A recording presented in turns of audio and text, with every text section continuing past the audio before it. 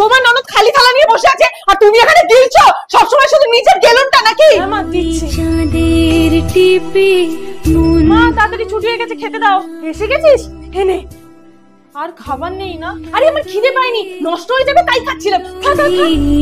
আর বলো না আমার বৌমার কথা, অলুক্ষী একটা। বিয়ের পর আমাদের একটার পর একটা ক্ষতি হয়েই যাচ্ছে।